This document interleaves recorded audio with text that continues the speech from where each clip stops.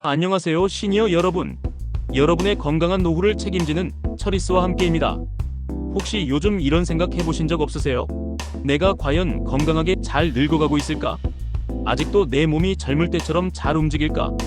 오늘은 이런 궁금증을 시원하게 해결해드릴 아주 특별한 영상을 준비했습니다. 유명 피트니스 전문가가 추천하는 건강한 노화를 확인하는 7가지 핵심 동작을 저와 함께 직접 해보면서 여러분의 진짜 건강 나이를 확인해보세요. 건강하게 나이 드는 것은 모든 시니어분들의 바람일 텐데요. 단순히 질병이 없는 것을 넘어 일상생활에서 활력을 유지하고 독립적으로 생활하는 것이 중요합니다.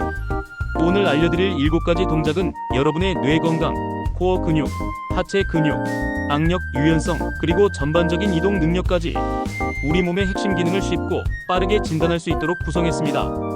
이 동작들을 통해 현재 상태를 파악하고 부족한 부분을 채워나가면 더욱 건강하고 활기찬 노후를 맞이할 수 있을 거예요. 자, 그럼 첫 번째 동작부터 시작해볼까요? 1. 한 발로 버티기, 뇌 건강의 바로미터. 첫 번째 동작은 바로 한 발로 버티기입니다.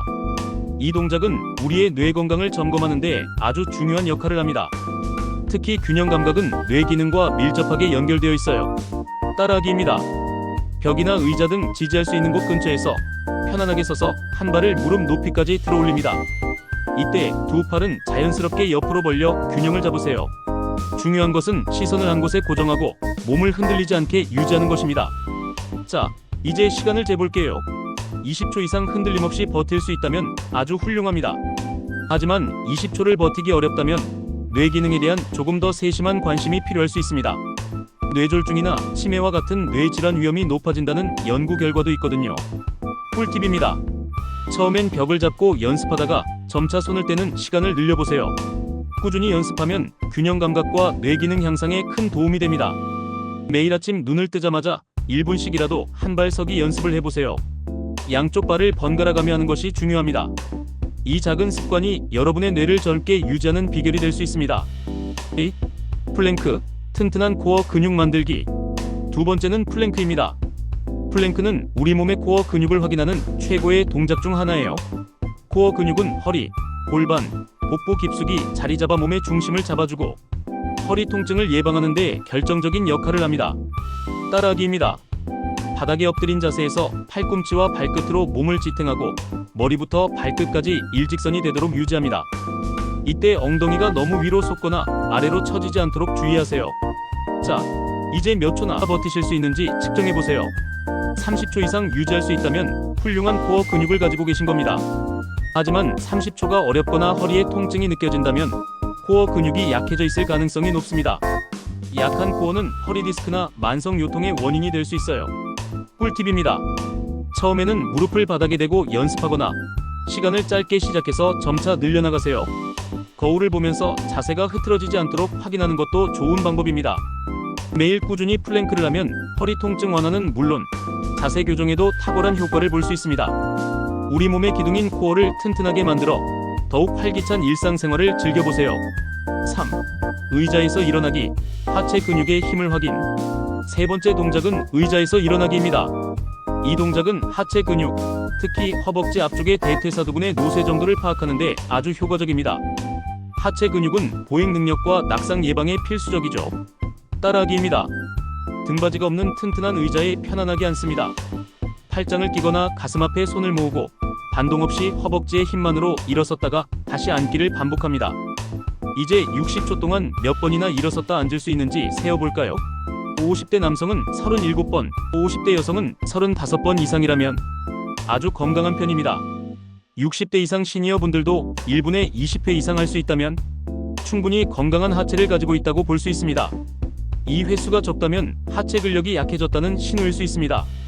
이는 계단을 오르내리거나 장시간 걷는 것을 힘들게 하고 낙상 위험을 높일 수 있습니다. 평소에 엘리베이터 대신 계단을 이용하고 가벼운 산책을 자주 하는 것이 좋습니다.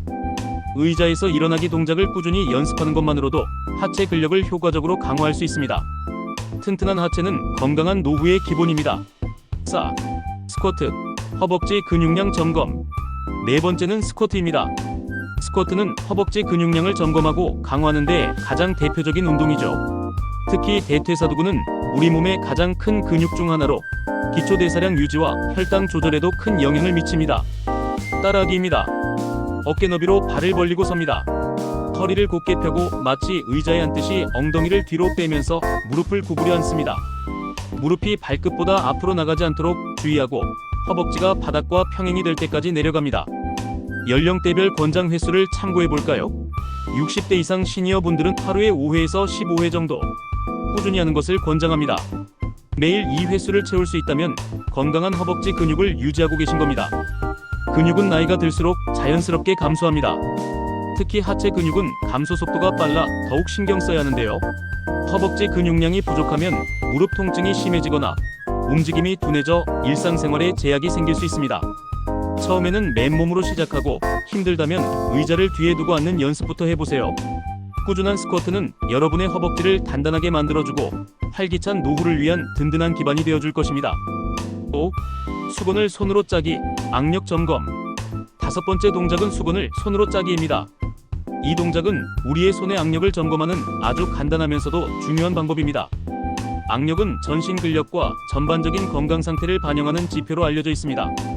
따라하기입니다. 젖은 수건을 양손으로 잡고 물기를 꽉 짜듯이 비틀어 보세요. 이때 수건이 제대로 비틀어지는지, 그리고 그 자세를 얼마나 오래 유지할 수 있는지를 확인합니다. 수건을 제대로 비틀기 어렵거나 금방 자세를 풀게 된다면 악력이 약해졌다는 신호일 수 있습니다.